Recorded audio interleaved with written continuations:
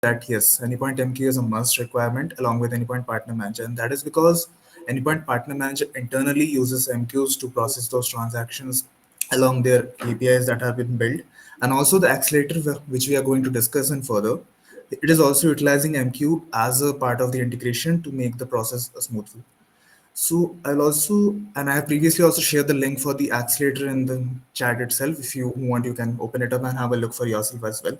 So if you come over here, it has provided with all the assets that we would require to enable us to integrate partner managers with Salesforce OMS and without wasting time, because developing the same thing from scratch would be a very time-taking process. To lessen that process, we have accelerators, and hence they will be helping us to make the integration a pretty easy process.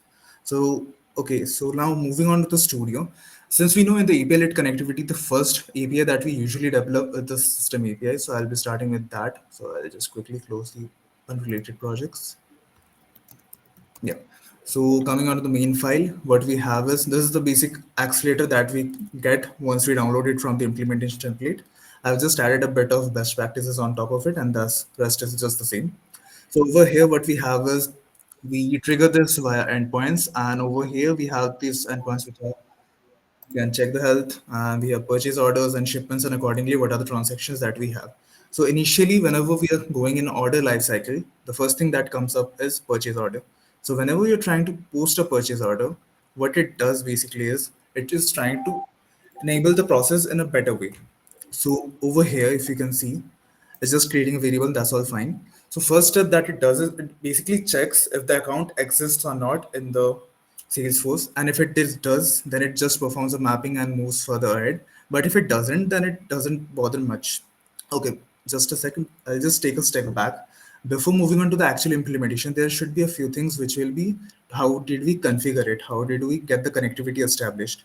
So over here, we are making a use of both composite connector and also REST call. So I'll quickly jump back to OMS and take you to the setup process so that while you're trying to enable yourself in the integration process, you don't face any issues as such. So what we need to do is, first of all, to access the Salesforce OMS, we would require to create a connected app, and that you will find over if you quickly just search for apps and in over, yeah, here, app manager.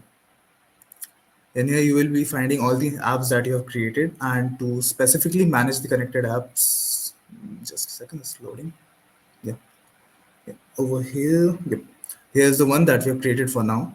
And one thing that the accelerator is using currently, that would be OAuth username password. So a challenge that you might face while you're trying to enable this, usually there's this setting called, I'll quickly show you that as well. Yeah, OAuth and OpenID Connect. So usually this is turned as off. So if you try to establish the connection using OAuth username password, it will fail and the connectivity won't go through.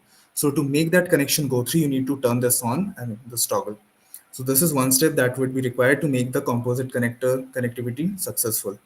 And the next thing that would be required is, as I was mentioning over here, we are making a payload for the purchase order, and which will be then eventually displayed in the Salesforce OMS. Over here, what we are using is the high scalability API. And there is another thing that we would require is, so if you come over here, just a sec. Yeah, sorry. Yeah. And if over here, if we come to the order management setup, yeah. So over here, if you can see, this is called high scale orders. To enable yourself using the accelerator, you would require to take this on and make it active, because initially by default, this is inactive. So if you don't have this as active, then you won't be able to make this request go through, and it will keep throwing an error, which is a 403. So it might be misleading. So once we're done with this, it basically gives us a response similar to this. I'll just show you in the Postman itself. If you go over here and you just send out a request to create a purchase order, and it will give you a response something. Yeah, let it load. So once you get the response back, I'll explain you what exactly does it for. Yeah, so we got a purchase order created over here with the ID of ORD 830143, and we have seen the successfully submitted processing of the purchase order. One more thing that is important in this is, whenever using high scale orders, is initially it's a synchronous request which is going from the MuleSoft, but actually in the Salesforce end, it is an asynchronous thing. So it will stage that request in Salesforce, and it's basically a queue thing. It will stage it, and once it is getting the opportunity, then it will go, make the request go through. So if we come back over here and go to the order management, let's check. It should have been created by now since we are seeing it over here with the ORD 830 and 143. So if you check, yeah, we have it over here, ORD 830 143. We can see that the order has been created over here. We have the ship to, we have the shipping address, and this is basically order summary where we get the whole life cycle present in front of our eyes, and not just the actual order, but all the things that are actually related to the order. And we can also get the details over here with the fulfillment orders, the order product summaries, and in the details, the actual details of the original order that was sent to us. This is the sum up of the system APIs. So I will just move on to the process API. So yeah, over here, if you just open this up, it's a similar settings that we had for the system API as well. We have over here, one is orders and one is payments. And if we move over here and go through, here's doing nothing but just grouping the purchase order depending on the status of it. Either it's new, update, or cancel, and accordingly it will move ahead. And over here, it just prepares the sets the payload, and it goes through and it sends the request out. Here is the purchase order, and then it is created. And since this is a PAPI, the process API calls the system API, and a whole API-led architecture is maintained over here. So this is just how you can create a purchase order. Himanshu, anything to add on this? No, I'm good. You can go ahead. Okay, sure. So this is how the Salesforce OMS part is going on. Would you like to jump on and brief on the Endpoint Partner Manager configuration? Sure. Sure, sure, sure. I'll stop sharing the Okay. screen. Yep, I'll just quickly log in into Anypoint Partner Manager and show you one thing. As I already mentioned that we are going to have a layer of Anypoint Partner Manager at the top where we onboard the customers, okay, or the business entity. Let me quickly share my screen again. Okay, so here's the platform. We have Partner Manager enabled on the platform. You need to have a separate license for it. Okay, and also the extra license if you are using any EDI transactions. As a part of the demo, we have this. We have set up our host profile, that is Caelius Consulting. Okay, and on top of it, we have another partner that we have onboarded on the Anypoint Partner Manager, that is Lemon Dairy. Okay, it's nothing but a basic a fictitious organization that deals with the dairy products and the what we can say the chocolates and ice creams like that. Okay, they require some certain products and they are asking Caelius to send these products. Okay, so in as a part of the transactions that we're going to show, we have 11 dairies asking us to send us white chocolates, dark chocolates, vanilla essence like that, and that's what we have created. Okay, so these are the two essential things that you required. First of all, your host profile should be configured properly. Like you need to have the payload storage API configured. You need to have the identifiers configured. If you are using any AS2 protocol, you need to have the AS2 certificate enabled on top of your endpoint platform. Also, you need to configure the endpoints with respect to that and the message types. As I already mentioned, we are going to use 850, 855 or other transactions based on your business process. You can simply add these transactions. Okay. Now on the if I talk about custom message attributes, these are nothing but basically whenever any transactions happen from one business to another, there are certain unique identifying parameters which you want to show on the activity tab. Let me quickly show you this one, activity tab, where you can see all the transaction happening within one day between both the businesses. You can simply check that. So if you want to display any custom parameters so that you don't have to just go ahead and open every transactions, you can see it from the activity window only. That's where we make use of these custom attributes. Okay. Next thing is the partner profile. It is similar to what we have on the host profile. It's just we make you the identifiers will be different because identifiers plays a major role while doing any EDI transactions. So we have like for the lemon dairy, we have these identifiers which is used in their EDI transactions. Then we have an endpoint for lemon dairy where we can send out the messages to them because it's a business. We need to send certain documents to them also, that just like purchase order acknowledgement also. Okay, that's where they have provided us the document, their URL, and we're going to send out their details to them. Okay.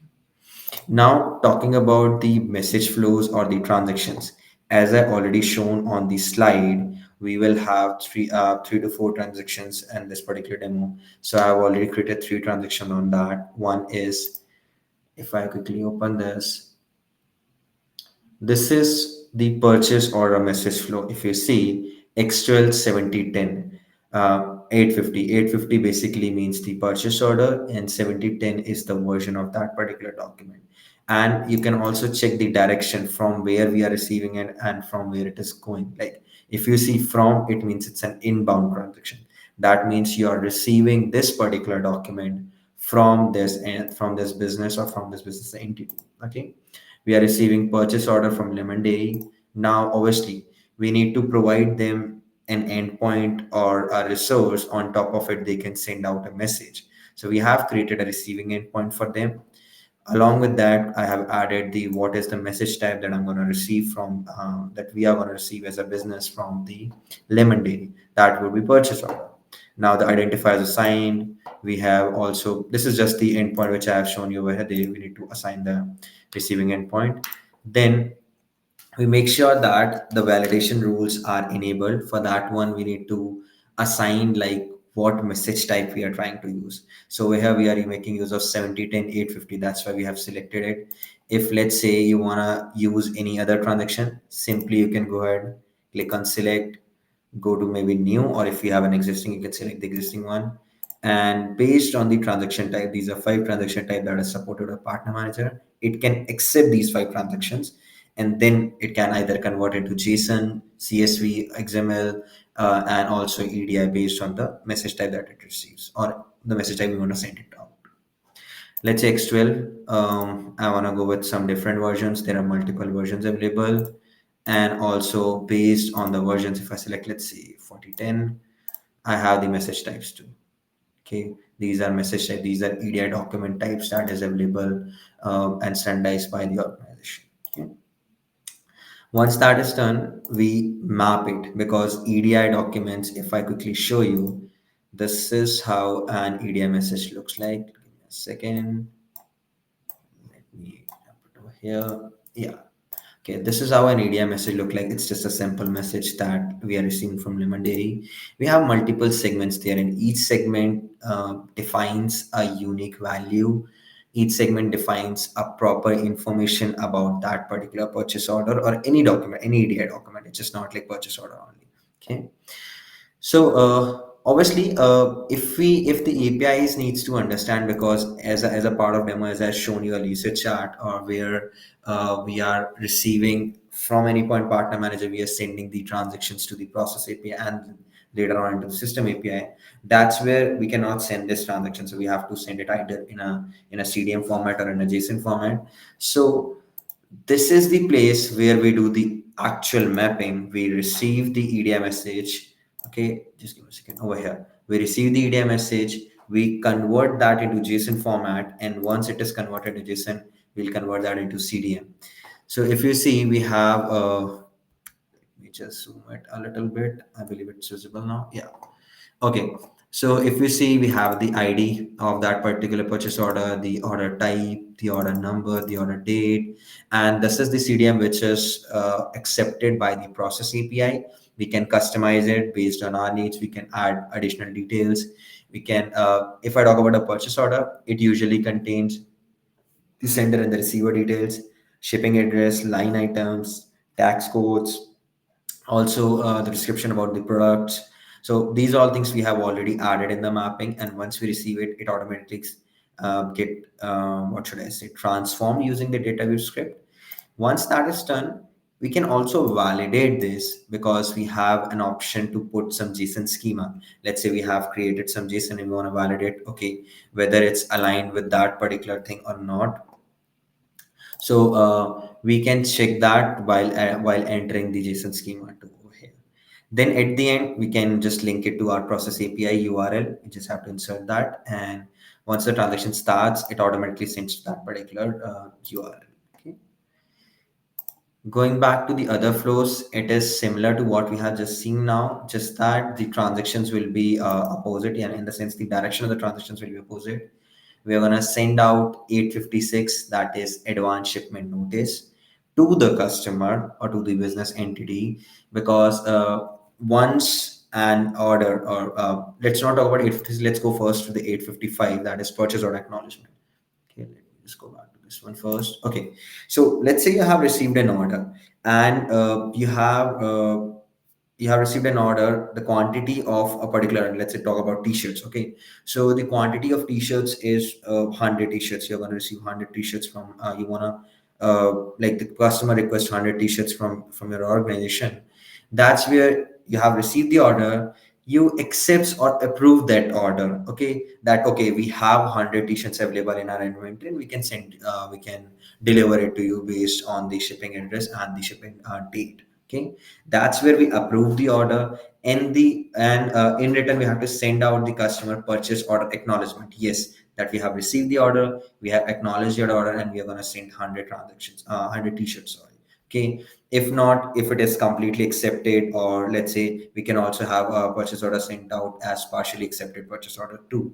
That's where what happens is, let's say, taking the same, coming back to the same example, they have ordered 100 t-shirts, and you only have 80 in inventory, so then you can send out a partially accepted purchase order in return. Okay, so now the transaction will be just reverse what we have seen. Okay, now Caelius is going to send out a document to Lemondary in terms of EDI 855.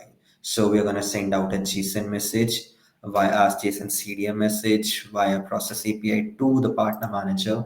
That's where it converts it into an EDI message. In the backend, it uses XML connector. Partner Manager itself deploys these API. There are 4 APIs that Partner Manager deploys itself: inbound, outbound, replication service, and document processing. Document processing is the backbone of this particular tool, and that's where it converts these messages into using XML and write an EDI message based on the mappings that you provide. If you can see right now, I've provided that I want to send a purchase order acknowledgement document of version 7010, and the document is 855. Accordingly, it goes ahead, check the schema of this particular transactions, and then convert that into an EDM message based on the schema. And you can also validate it over here as a part of our validation component. Once that is done, we send it out to the Lemon Dairy. Okay, so that Lemon Dairy endpoint, as I've already shown you on the partner profile, they have already provided us the details, and we can send it to them. Similar goes with advanced shipment notice. If we reach that stage, like the order is ready to be delivered, we are gonna just send out them a shipment notice. Okay, your order will be delivered on this particular date, estimated date. And similarly, we have added a mapping for the shipment notice also. Okay, based on these mappings, it generates an EDI message 856, and then the customer can receive that EDI message. Okay, and in return, we receive usually a function acknowledgement. It's just that to let the receiving or the sending entity know that okay, we have received your EDI message, or it's a valid message or not. That's how we send a positive and a negative acknowledgements back. Okay, once these flows are configured, we are gonna send it to the process API that Tanupam has already explained. I'm just gonna quickly recap that part, then we're gonna jump onto the demo section. Okay, so if I go over here, the accelerator that is provided by MuleSoft, they have a lot of accelerators, so we're just gonna see for Salesforce OMS. I'm just click on this.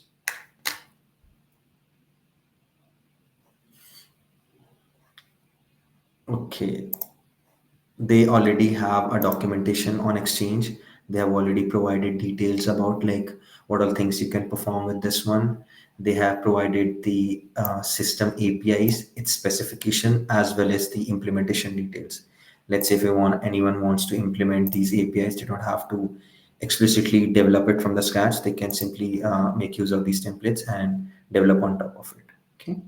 So in this demo, we are making use of these 3 APIs: Accelerator OMS System API, B2B Simulator API, and the Order Process API. This one is responsible to communicate with Salesforce. This one is responsible to receive any outbound transactions, and this one is just for the orchestration logic. That's where these two APIs are communicated or interacted with. Okay. As Tanupam has already shown you the code part, I'm just gonna show you that we have already deployed these APIs on our server. Okay, and how a transaction works, we're going to show you that end to end. Okay, so we have used the same template, just that we have changed the naming convention based on our requirement, and we have just changed the standards of what we follow as a kind of a best practice. It can vary from business to business or from project to project also. Okay, we have this process API, this one, and as a part of, since Lemon Dairy is fictitious, basically our organization, so that we won't be able to send them any orders. That's where we have created a dummy API where we can see the orders are coming, the purchase order acknowledgements, and the other transactions are coming in. See, we have already tested one of the transactions, so you can see we are able to receive the messages. Okay. Next, as a part of demo, these apps are ready. We have Salesforce OMS ready. We have Partner Manager ready. What I'm going to do is I'm going to simply trigger one request, and the rest of the part, Tanupam will show that how we're going to receive the orders on the Salesforce OMS, how we can fulfill it, and in return how it generates a document. Okay. So I'll just quickly trigger one thing. We have one EDI message created over here. Let me change couple of details so that I can show you. Let's say I don't want to order a normal chocolate, but maybe dark chocolate. Okay. Its price is not 200. Dark chocolate is costlier, so let me put as like maybe 350. Okay. And any additional thing, I'll put it as dark chocolate only over here too. So dark chocolate, yeah, this should be good. Now the purchase order number, because this is generated by the ERP system, so we can change that. Let's say I put like PO. Now maybe not PO, just to represent Caelius. So I'll just do CC 2525, just an example. Okay. Then this is an interchange control number. We need to have every time a unique interchange control number as a part of EDI, because it stores that in the object store and it does not allow a duplicate interchange number. So I'm just going to increment it by one. Location looks good. I'll just add one thing to make sure that it is fine. Maybe. Um, yeah. Okay. Let's see. I'm gonna click on send. Okay.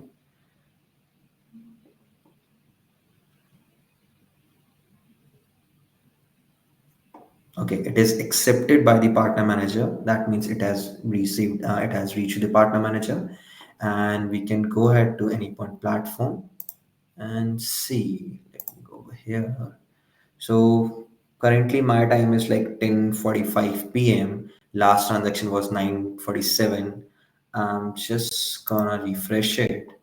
Okay, we have received this transaction. Let's quickly check the payload. Okay, and on the other end, Tanupam has like the OMS system. We have already received an order. Tanupam is going to show that how the order life cycle is all about, and how we can change the order on in return, how the events get generated. We are going to show that part too. Okay, so the source payload, let's match that. Yes, the interchange control number is 23. The address looks good. That's what we have added. Dark chocolate, these are the products. Now we have already mapped it, so it will get converted onto the JSON, into the JSON format. So this is the CDM, as I have already shown you in the mapping part. Let's get converted into CDM. Okay, we have every details there. We have the quotation number, purchase order number. Let's go to the products one. Okay, dark chocolate is the product, that looks good.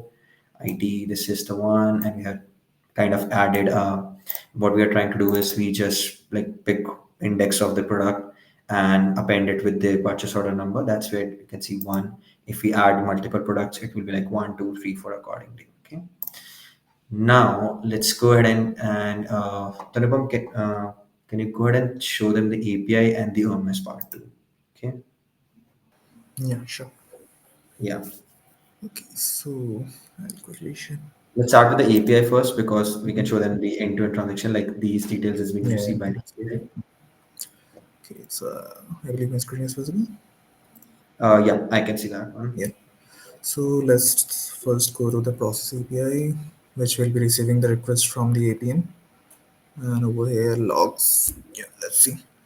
Okay, so the log says that the purchase order was created, that is 10:44, that is 3 minutes ago, which was triggered recently. Cool.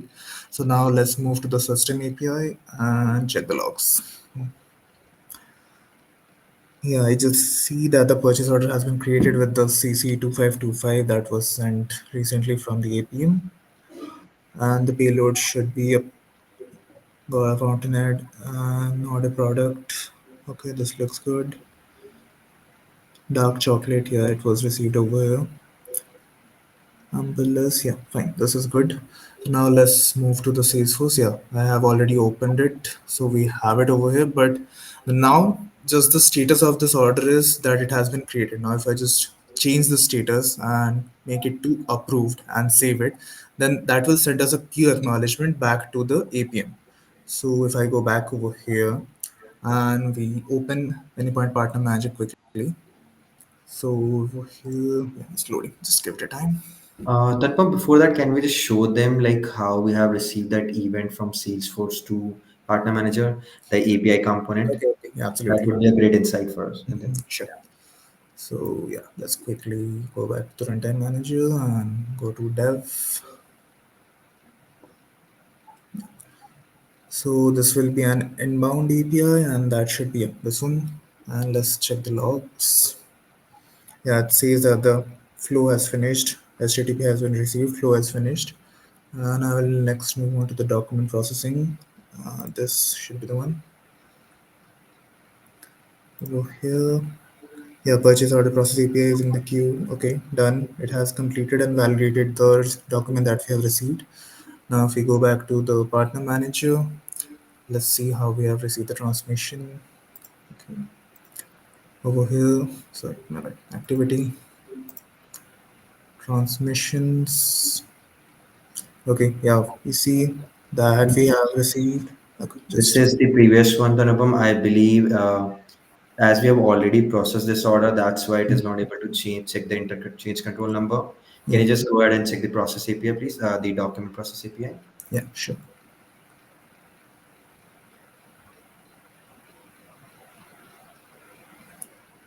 Um, Yeah, okay, that's sorry, the one B2B. that for the that one, yeah, sure.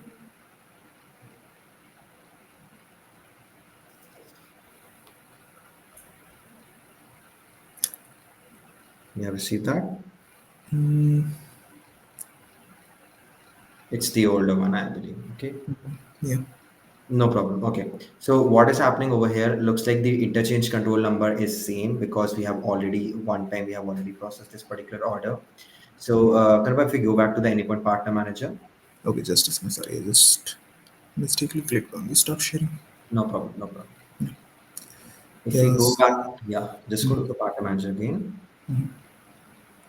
Scroll down a little bit. The last second transaction that we did yesterday, I believe we were I just believe it receiving. should be in the activity. Yeah, which should be that. Scroll down, scroll down. Yeah. This one too.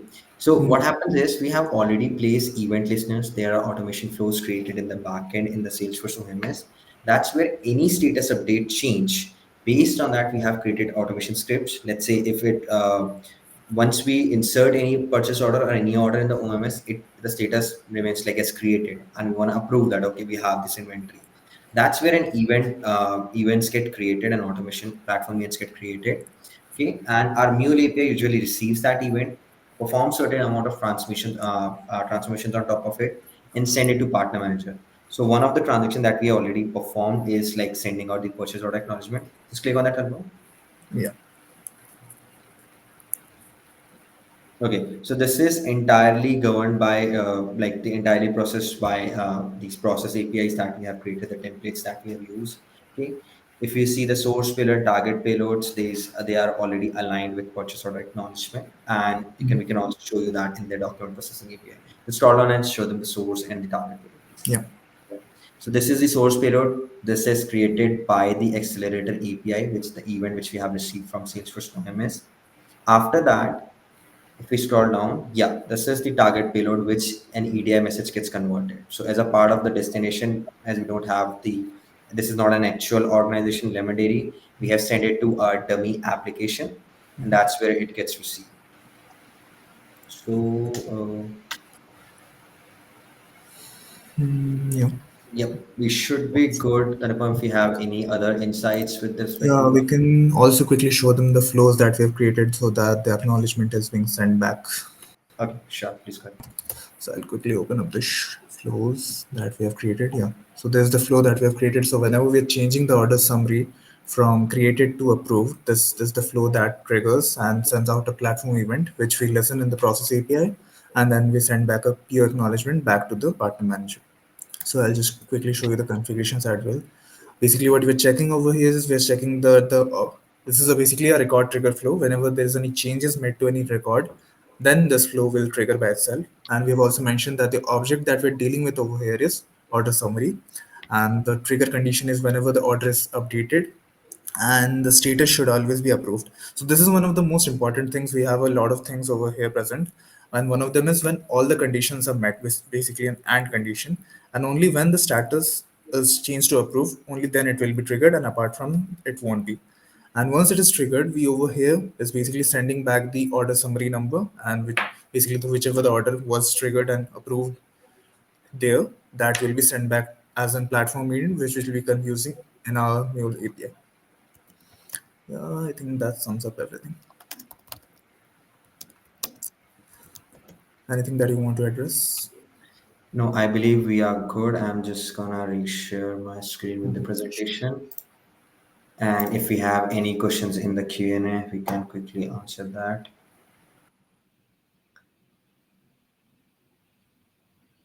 Tanupam, we have one question for Salesforce. Why do we need to enable the high skill option in Salesforce? Why do you need? Yeah, so basically the reason why we would need to enable the high skill option is basically the accelerator uses an endpoint, which I mean, how do I say it? Which basically enables its integration process using the high scale. So until and unless you turn this on, it won't go through, and you will face an error of 403 saying that this isn't either enabled or is not available in your org. So that's the reason you need to turn that on if you're using the accelerator, but you can directly make request without using the high scale option by, I mean, the older methods. So, and one more thing that happens in high skill option is, as I previously mentioned, whenever you're placing an order, that is a sequential process and a synchronous process. But actually, what happens in the backend is it stages all the records that has been received from this high skill API, and then it processes one by one rather than processing all at the same time. So at times, that's the reason we might see that there's a bit delay in receiving the response. And I believe there's a question. Okay, yeah, I've already answered it. Great. We have already answered that one. If anyone else has any questions, they can simply post in the Q&A section or in the chat section. We'll be happy to answer that.